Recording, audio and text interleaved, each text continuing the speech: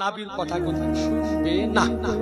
ঘরের জানলা দরজা সব মেরে দিয়েছে, কিন্তু আর ঘরে যিনি পিঠ লাগিয়ে দাঁড়িয়ে আছেন উনি হচ্ছেন আমার নবী মুস্তাফা। সুবহানাল্লাহ সুবহানাল্লাহ। এবার নবী মুস্তাফা যেমন ট্যাগ লাগিয়েছে, ঘরের দরজা বন্ধ করলো তো কি হলো, আল্লাহ ওর দিলের দরজা খুলে দিয়েছে। সুবহানাল্লাহ সুবহানাল্লাহ। জোরে বলেন না সুবহানাল্লাহ। এইবার ঘরের দরজা যেমন বন্ধ করে দিয়েছে, ওই মহিলা নবীর কথা শুনবে না। হযরতে জিবরিল আমিন আলাইহিস সালাম আসার পরে হাজির বললেন, ইয়া রাসূলুল্লাহ, আল্লাহ খুশখবরি দিয়েছেন যে যে ঘরে আমার নবী এলান দিয়েছে ওই ঘরে যে মহিলা আছে আল্লাহ পাক ওকে জাহান্নামের আগুনে জ্বালাবে না। সুবহানাল্লাহ। জোরে বলেন না সুবহানাল্লাহ। অর্থাৎ কিছুক্ষণ পরে দেখা গেল যে ওই মহিলা ঘরের দরজা খুলে দিয়ে আমার নবী মুস্তাফার কদমে পড়ে গিয়ে কালেমা পড়ে ইসলাম কবুল করে নিলেন। সুবহানাল্লাহ। এই জন্য বলা যায় যার সাথে নবীর সম্পর্ক হয়ে যায়, যার সাথে নবীর সম্পর্ক হয়ে যায়, তাকে দুনিয়ার আগুন তো দূরের কথা জাহান্নামের আগুন জ্বালাতে পারে না। সুবহানাল্লাহ। যেমন আপনাকে কথা বলে কোথায় কথা মনে পড়ে যায়, খাসায়ে কুবরার মধ্যে একটা ঘটনা বর্ণিত হয়েছে যে রাসূল কায়নাত সাল্লাল্লাহু আলাইহি ওয়াসাল্লামের একজন সাহাবী হযরতে আব্দুস সামাদ রাদিয়াল্লাহু তাআলা আনহু হযরতে আনাস ইবনে মালিকের বাড়ি বেড়াতে গিয়েছেন। সাহাবী বন্ধু বেড়াতে যায়, আপনার বেড়াতে গিয়েছে। বেড়াতে যাওয়ার পরে হযরত আনাস বিন মালিক রাদিয়াল্লাহু আনহু নবীর সাহাবীকে তার বিশাল খুশি, আহা নবীর সাহাবী আমার বাড়ি বেড়াতে এসেছে। এইবার তাড়াতাড়ি করে নিজের যে বান্দি দাসী যারা ছিল তাড়াতাড়ি এসে বলে, কেন? বলে নবীর সাহাবী আমার বাড়িতে মেহমান হয়েছে। বলে দস্তরখানটা পেড়ে দাও। দস্তরখানটা আপনার পেড়ে দেওয়া হলো, দস্তরখান বিছিয়ে দেওয়া হলো। তো হযরত আনাস ইবনে মালিক রাদিয়াল্লাহু তাআলা আনহু তাকিয়ে দেখতেছেন যে ওই দস্তরখানাটা একটু ময়লা হয়ে আছে। ওই দস্তরখানাটাকে তিনি হাতে ধরলেন। দস্তরখানা কিন্তু কাপড়ের হয়, তাই না ভাই? কিসের হয়? কাপড়ের হয়। দস্তরখানটাকে হযরত আনাস রাদিয়াল্লাহু আনহু এমনি করে জোরে ধরে সামনে দাও দাও করে আগুন জ্বলতেছিল, আগুনের মধ্যে ফেলে দিলেন। এই কাপড়টাকে দাও দাও করে আগুনে ফেলে দিলে থাকবে না, পুড়ে ছাই হবে? জোরে বলেন।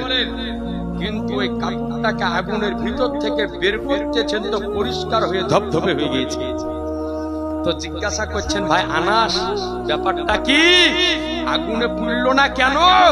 তো বললেন যে শোনো, একদিন এই দস্তরখান দিয়ে আমার নবী নিজের ঘাম মুছেছিলেন। সুবহানাল্লাহ।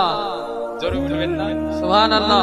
তো নবীর ঘাম মুছার কারণে একে আগুন জ্বালাতে পারেনি। তো যে রুগীতে নবীর হাত লেগেছে রহমত হবে না? হবে না? 5 মিনিট সময়।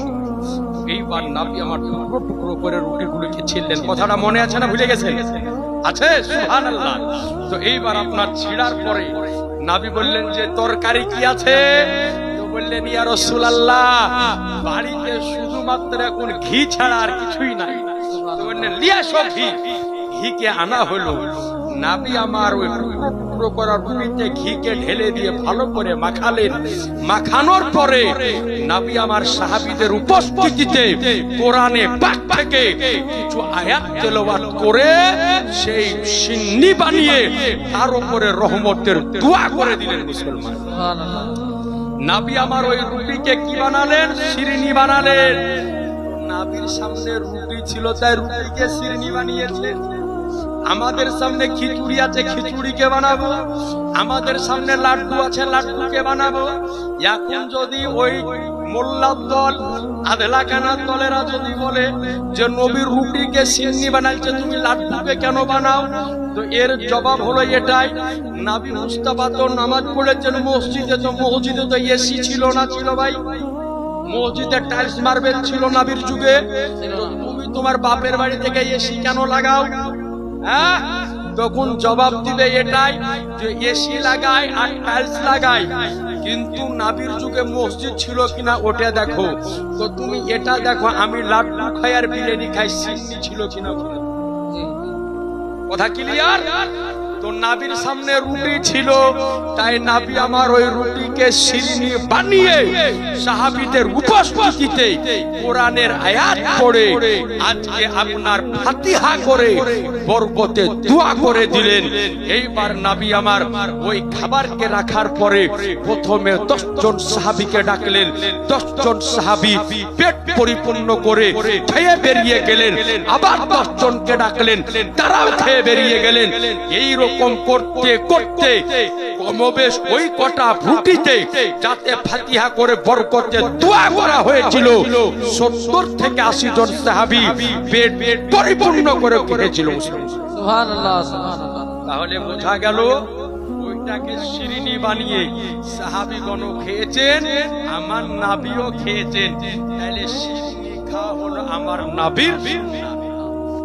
তাহলে আমাদেরকে শিরনি খোর বলতে হলে আগে সাহাবীদেরকে বল তোর কলজা দেখি, নবীকে বল তোর কলজা দেখি। আর আধলা কানা হয়ে কাঠের চশমা লাগিয়ে হাদিস যদি না পাস তো আমার কাছে আয়, তোকে হাদিস দেখিয়ে দিই শিরনি খাওয়ার হাদিস আছে না নাই।